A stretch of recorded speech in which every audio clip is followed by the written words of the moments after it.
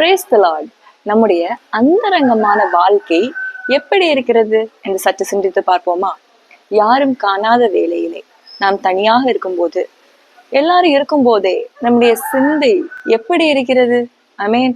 நாம் சிந்திக்கிறவைகளை குறித்து கர்த்தர் பிரியப்படுகிறாரா? அந்தரங்கமான வாழ்க்கையை கர்த்தர் பார்க்கிறவராக இருக்கிறார்.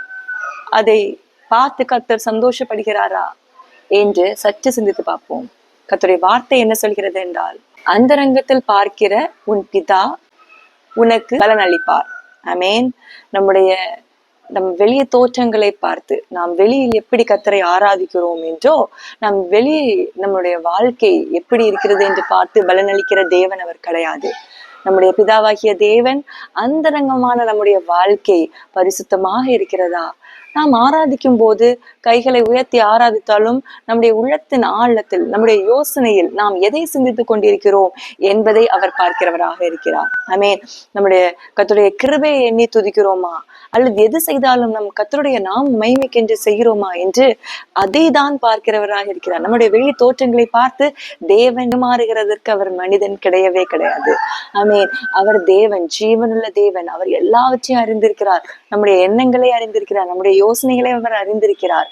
ஆமென். அதனால் நம்முடைய கர்த்தரை நாம் பிரியப்படுத்துவதற்கு விதமாக அந்தரங்கமான காரியங்களில் கர்த்தருடைய நாமத்தை மகிமைப்படுத்துகிறோமா என்று இந்த நாளில் நாம் சிந்திக்க வேண்டும்.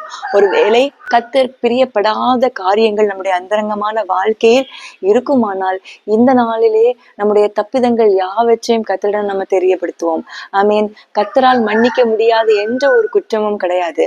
நம்முடைய மீறுதலுக்காக அவர் அடிக்கப்பட்டார். ஆமீன். அவர் சிலுவையை சுமந்தது நம்முடைய பாவங்களுக்காக. இந்த நாளில் நாம் கர்த்தரோடு ஒப்புரவாகுவோம். நம்முடைய பாவங்களை எல்லாம் அறிக்கையிடுவோம்.